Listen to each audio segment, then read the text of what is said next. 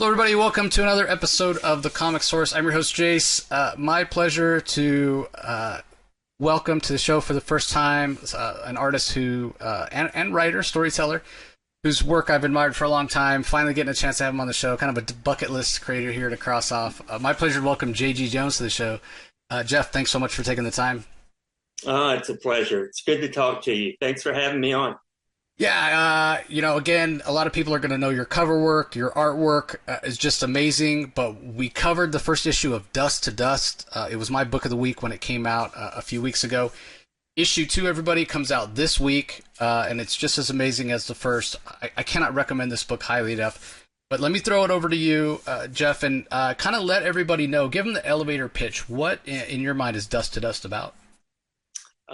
Grapes of Wrath with a serial killer. That's the elevator pitch. Yeah, very short ride, only one floor, but that's 100% it. And it's got such an interesting hook because, again, you talk about Grapes of Wrath, John Steinbeck, very famous novel, set in the Great Depression, set in the Dust Bowl, Oklahoma, Texas, the Midwest, where, poverty was rampant, there was drought, just people were destitute. It was a real struggle.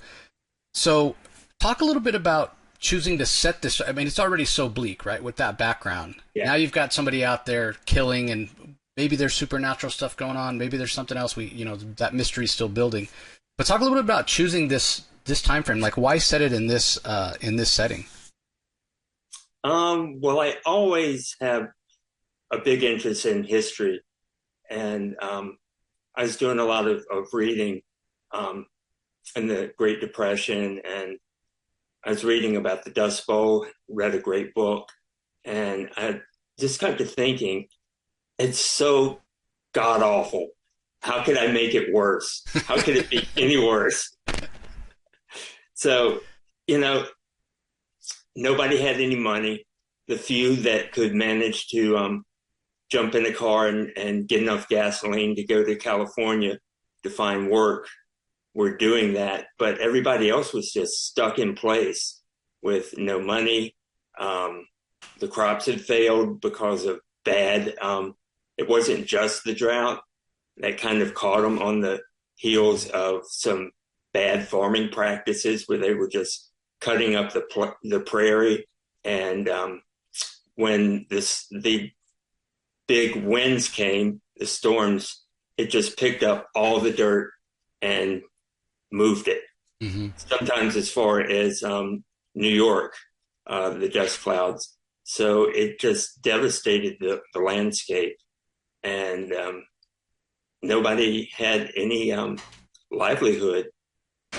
There were random people, on foot, traveling on the highways, just trying to get from one place to another to find anything, any kind of hope. Lots of signs that said, no work here, men keep moving, things like that. It just fascinated me. And I wanted to draw that book. And I didn't see it out there, so I said, I guess I'll have to do it myself. And a friend of mine, Phil Bram, is from Oklahoma. And we had talked about doing a little project together. I said, well, that's the right thing, right time. So we started working on this about, 15 years ago, something like that. Had it in my back pocket for years, and things just, it never worked out to be the right time. I always had a lot of work. It's too busy. And after I had my stem cell transplant and I was recovering, I was like, what am I going to do next? Just go back to what I've been doing? No, I'm going to do this thing that I've been wanting to do forever. I think we probably rewrote this story at least 10 times. And one more to get it into floppies, monthlies. So. Yeah, now how did it end up over at Giant Generator? Rick Remender over there at Image, his imprint. I think that a lot of people know that name, so I think it's the perfect place for it. But how did that come about? I had been kind of shopping it around a little bit, and I wasn't exactly happy with um, everything I was hearing. And Rick and I had a relationship just from me doing um, covers for him, and we talk all the time. And he brings in artists that he just likes to work on his projects. Hmm. And we were talking about um, a project that potentially he would write and I would draw. And he asked what I wanted to do next. And I said, I want to do my book. And he said, okay. I gave him the pitch and sent him the stuff over, and he bit. So, Yeah, I mean, it definitely an fit. opportunity there. Yeah, it fits in with great sensibility and offers a little more support structure. You mentioned rewriting it with Phil several times. Was it always going to be a serial killer though? And kind of it's really, at least from what I can see in the first two issues, really very much of a character piece. It's very character Yeah. driven, even though it's such a big event, right? Like everybody knows the Great Depression, Dust Bowl, you kind of have in your mind. So it's definitely grounded in that. But yeah, these characters are the ones that hook you and pull you in. Like, how is this setting that you chose? How is it affecting them? How are they surviving? Yeah, we've been working on it so long. I feel like we really know these characters inside and out. We know how each one of them speaks, how they talk, how they think. Um, just really wanted to focus on, like you said, the characters. And we were trying to find the best way to do it. I think we started with um, a voiceover narration, and I was just like, it's not working for me. I'm not crazy about it. And as soon as I dumped that, um, it all started to work, and we made the world that they are living in um, not just background, but infusing everything. Um, I mean, you couldn't really have this story if it weren't in this place and time. It's a completely different story. Um, so I feel like the small town is another character in the book. Um, Yeah, appropriately named, or ironically named, maybe we'll say, New Hope, which is so interesting. But the art is amazing. We'll talk about that in a second. Like I can almost feel that, like the dust, the grit in my mouth, or kind of smell that dry, acrid air when I'm reading it. But just to talk a little bit more about character, Lawton Meadows, the sheriff, he's kind of the main character. But what I love, what you and Phil did, this isn't. We learned some things, everybody, in issue 2, where you'll say, okay, this isn't like your, traditional. Hey, he's a hero. He's kind of the perfect guy, square jaw, does everything the right way. He's flawed too. So you mentioned before about living with these characters so long. And what you think that's the opportunity that gave you? Hey, these are going to be fully realized characters. Nobody's like a two-dimensional, perfect hero, or even the villains may, have redemptive qualities or reasons they're doing the things that they're doing. So it really grounds it with this sense of, yeah, these are like real living people. So I'm sure you and Phil, went back and forth on that. Was that something that was sort of conscious that you guys did, or do you think it yeah, just happened organically? very much so. Right out of the gate, we were thinking about, you know, for me personally, and I know Phil had some of that growing up in Oklahoma where he did. Um, I'm in a weird generation in my family because my father was 24 years younger than his brother, my Wow. uncle. Yeah. So he grew up, essentially at the tail end of that stuff going on. So I would get stories, um, just some crazy, crazy stories. And I'm going to do some of his one day from the time period. Um, and my grandfather used to drive all the way to California from Mississippi, um, grabbed my grandmother when she was 17 and drove out there with him. And, just that whole era has held a real interest for me. Um, coming from a very rural kind of farming area in Louisiana. And when I think about making realistic characters, I think about people that I knew growing up, and the way they talked and the things they talked about as much as anything else. Um, and everybody was trying to build a life. You know, this town is, in our story, has kind of gone to hell due to events and poor planning.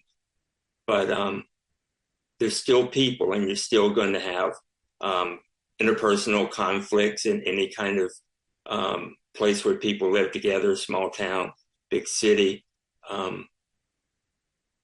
Those are the real things that I wanted to make work in the story. I mean, I feel like at this point in my career, I can handle the art, but I really wanted to make the writing something that was worth bothering with.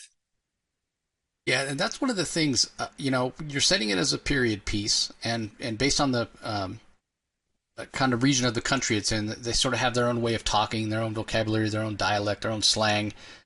If you don't get that right, it comes across as super corny and hokey, right? And one of the things that struck me, I was reading the first issue, it just how realistic it sounded. Like I could hear their voices in my head. This is exactly how they would have talked back then, and in that part of the country. For all I know, they still, to some extent talk like that. And then I got to the back of the book. There's a little essay that you and Phil contributed, talking about your upbringing, where you guys were raised, and how you kind of have roots in that part of the country. And so that made it make a little more sense how you nailed it. But I mean, even beyond that, again, because everybody doesn't talk exactly like this now, no matter where you are, because it was a different, almost 100 years ago now when we think about it. Yeah. So yeah, I was really impressed. You guys really did a fantastic job with the kind of the dialogue and the scripting, which again just added that sense of realism. So was there a moment when you guys were scripting it where you're like, yeah, we nailed it? Was there tweaking of lines here and there? It didn't sound quite right. Phil was really great on dialogue when we were working on this stuff, because he would bring these old sayings that were still hanging around back in his hometown and everything. And there were a few like, I was like, what? We have to put that in there. It's like horse high and what was it? Hog tight and horse high. It's like, what does that mean? It's like when you're building a fence, it has to be horse high and hog tight to keep the animals in. Wow. Amazing. So great. Well, being that this did percolate for so long, let's talk a little bit about character design and kind of the look of the world. When you were first coming up with the idea for the story, again, you've been doing the artwork and sequential artwork for so long. Did you visualize, and what you visualized right away, was that what we got, or was there some back and forth? Did Phil contribute to ideas for designs and what have you? I mean, in a way, it's a little real world, so maybe you're going back and looking at reference and what have you. Give us an idea of coming up with the visual look of the world. Sure. I definitely have to use a lot of reference, because, it's one thing to look at old black and white movies from the time period, but they're doing their own thing, and maybe it might not be completely dead on accurate for the time and place. But there are all the WPA photographers who were roaming around,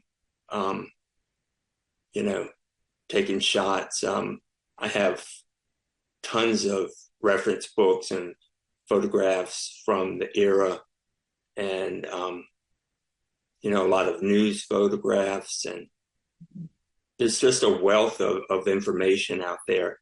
And even if I draw a room in a house, I have to know, what they're going to have in that place. If they're a little more affluent, or if they're poor, if they have newspapers for on the walls for warmth, stuff like that.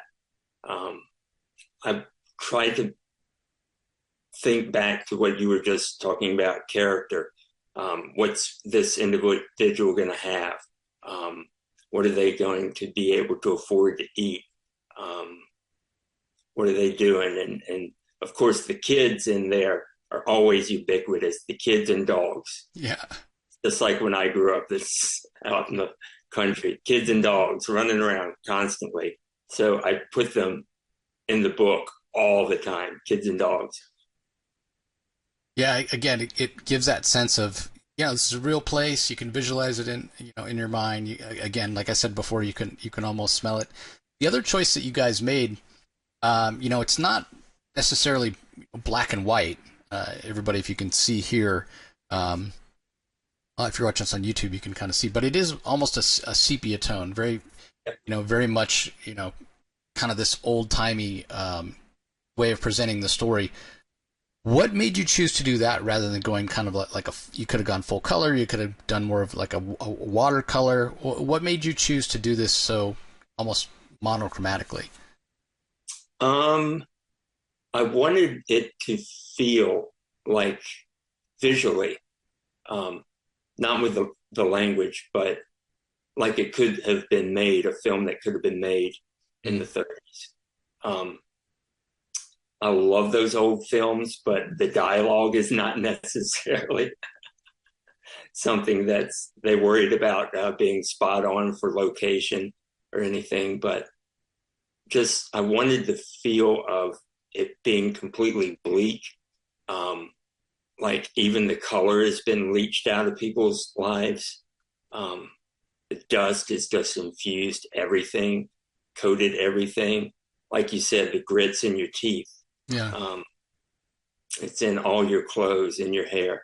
So I decided to do that, and then I put some spot color in on each issue, and usually it's like a moment, and it really lets you know it's there. Yeah. So I have fun about where to choose that as well. Yeah.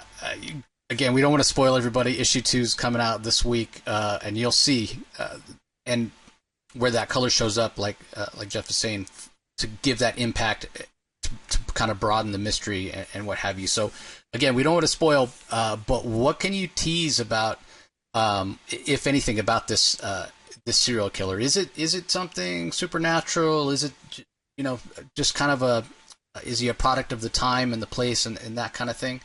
Because we're going to be 2 issues in, as everybody gets a chance to read that one this week, and the story is building slowly, but that's what's ratcheting up to tension. Which it kind of reminds me. I live in Phoenix, so you get that feeling in the air when the dust storm is coming. It feels charged. Everybody's kind of tense, and that's the feeling we're getting, which I'm sure is intentional that you and Phil are doing. So talk a little bit about that. I don't want to kill everything. No, don't spoil. But just talk about wanting to build up that tension. But everything throughout, from the beginning to the end, it is a slow build. But everyone has a motivation. It's like actor's studio, I guess. What's my motivation? No matter who shows up there, we have a reason for it. In our play, could think about it as a play. We have a certain number of characters on the set and come in, come off. Try to really limit things by making the town of New Hope feel like a fishbowl, like you really can't get out of it. Mm-hmm. And the water is just getting lower and lower and lower. So it's stressing people. Everything that's going on there is stressing everyone, from the mayor down to the farmers who are just finally had enough and are trying to leave. Everybody's stressed to their limits of their ability to hang on. And even the sheriff, we saw a little bit of that in the first issue, but he has his demons. Mm-hmm. He is not just the straight up square jawed hero. He's fighting with his own issues, and we're going to see some of the reasons why in issue 2. Um, So when we talk about pacing, you mentioned wanting it to be kind of a slow build. The other thing that goes hand in hand with that, because you guys are taking your time, it does give you the option or the ability to, visually know how you're going to pace it, right? We get a chance to do, big momentous moments, a splash page, if you will. Like again, everybody, if you're watching us on YouTube here, you can see in kind of in the middle between J.G. and I, the last page, the splash page, the final page of the first issue with the dust storm coming. So being that this is, creator owned, and you and Phil have done it together, you kind of know the whole story. I was talking to Ryan Sook recently, and he's like, this is not how I usually work, but he's doing a Black Canary miniseries with Tom King, and he's like, this never happens, but I got the whole entire 6-issue mini, all the scripts handed to me, and that allowed me to pace it out visually in a way that I normally don't get to do. So is that something that you have the advantage to do here, being that you and Phil know how many issues and how long the story is, that you got to block it out, and it's a kind of a different way of working than you have in the past, being able to visually pace it exactly the way you want? Yeah, we wrote it as a graphic novel. So it was complete before I started to break it into individual issues. So I'm tweaking around the corners of some of the scenes to line them up.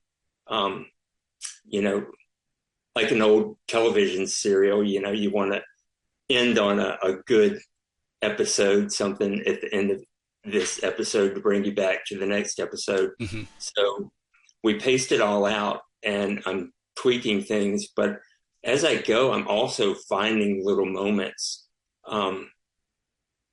that make the whole thing pay off at the end.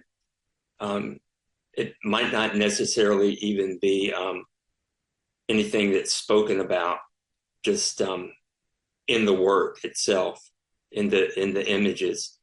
In a weird way, I love writing dialogue, but when I'm working, I try, oddly enough, to make my art as if you could follow the story without any of the dialogue on it. Yeah. If I could take all the dialogue off and still keep the reader following along visually, that's always been my goal.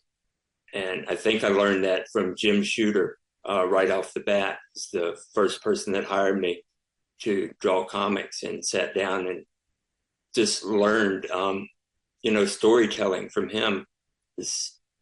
He liked art too, but it was always storytelling first with Jim. And that really stuck with me. And I think I'm still doing it the same way. Yeah, I mean, you're killing it on this for sure. Like I said, you can almost smell the dust, feel the grit in your teeth. And yeah, I mean, the body language, the facial expressions, the sense of despair. I mean, you and Phil have done just a fantastic job. So how many issues is it going to be total now that you guys have broken it down into monthlies? 8. 8 issues. Okay. So reminder, everybody, first issue is already out.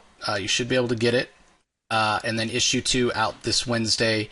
And then going forward, you want to be sure that you don't miss out on any issues. So I'm going to remind everybody, as I always do, the way you can help out JG and Phil and yourself so you don't miss an issue is pre-order. And you're helping out your retailer as well. The shelves are crowded. There's tons of books out there. They don't know what to order, how many to order. So yeah, pre-order. Hey, I read the first 2 issues of Dust to Dust. It's amazing. I want to make sure I don't miss any. Please order them for me. Whatever your local comic shop does. But yeah, that's the way you can help out, because this is the kind of story where each issue really builds on the issue that came before. So you want to make sure that you don't miss out. So as we're winding down here, Jeff, anything else that you want to add? Anything else to share with our audience here? No, I really appreciate the plug, because, like I said, I've been working on this for years, and it's always just a case of the nerves when it finally comes out in print. It's like, oh, I have so much invested in this.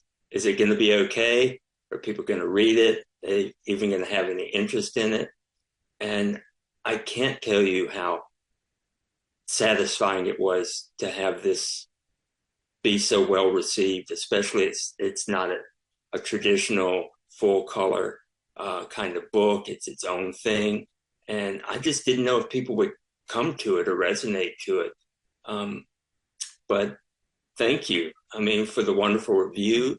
And it's really helped a lot just for people to put it out there and to talk about it. And so, we got this first issue, got a second printing, and I just hope we can build on that and make a story that everybody's going to finish and go, wow, that was worth it. Yeah, I mean, I don't honestly. Hopefully, from my lips to God's ears, I don't see how this doesn't get nominated for some awards. I mean, I know you had that health scare. I've been a big fan. I was so happy to hear that you're recovering and things are on the upswing. And then what you're going to do next. I was going to show up for it regardless. And this is so different because first thing I saw that you did was Wanted, right? They did with Mark Miller, which was amazing, and I loved it. This is like. This could not be more different than that, right? But Nope. it's still a fantastic story, still gorgeous art. And again, I was going to show up no matter what because I love your artwork. But the quality of the story, the realism, again, the pacing and the tension that you and Phil are building. I mean, this is the kind of story that shows the power of the medium. This is what comics can do that no other medium can do. This is a book where somebody, I kind of want to get into comics. This is the kind of book that I would recommend. Hey, you want to know what comics can do that no other medium can do? Read this. Because, again, compelling story, fantastic characters, gorgeous art. So on behalf of comic fans everywhere, Jeff, I'll say thank you. Thank you for getting this out there. And, yeah, hopefully people pick it up. Again, like Jeff said, first issue sold out, but you can get a second printing. Or maybe your shop still has copies of the first printing, and again, pre-order those subsequent issues as they come out. So, it was fantastic meeting you, Jeff. So it's such a pleasure. I hope to get to see you at a show. Yeah, one of these days. As long as you've been doing it and I've been doing this, it's kind of surprising that we haven't crossed paths already, to be honest. Shocking, right? Yeah. On that note, are you getting out to any shows, doing any conventions this year? Yeah, I'm going to do Carolina Heroes. I think I'm going to be in San Diego again this year. I always do Baltimore because it's just my favorite show to do, always. And let's see. I think I'm doing New York as well in the fall. Great. Yeah, well, maybe I'll run into you at San Diego or New York. Heroes Con and Baltimore for that matter. I've never been to either of those two, and those are people tell me all the time, God, you got to go. They're such great comic-centric shows. It's just a matter of, time off from the day job and that sort of thing. But one of these days, we'll make it happen. So cool. Well, you going to San Diego, I hope. Yeah, definitely be at San Diego. That's kind of the one must do if you're Comics Press. And then I was in New York last year, so that's kind of a show I try to do every other year. So we'll see. But man, I love the city. I love New York. So I don't need an excuse to go out there and visit. Let's see. Good man. Well, maybe we can get together. Yeah, 100%. I'll make a note of it. So anyway, that's going to do it, everybody. Again, Dust to Dust. Second issue out this week. Hope you can pick up a copy at your local retailer. If not, ask them to order you one, and then pre-order those subsequent issues. 8 issues in total. And yeah, I mean, again, I've been a fan for a long time, Jeff, but I think this is the best work of your career. I gotta say, it just blew me away, that first issue. So. Anyway, that's going to do it, everybody. We appreciate you joining us, as always, whether you're checking us out on the YouTube channel or on audio only on your favorite podcasting app or platform. We appreciate the support, as always, and we will talk to you next time. Thank you. Appreciate it, Jace.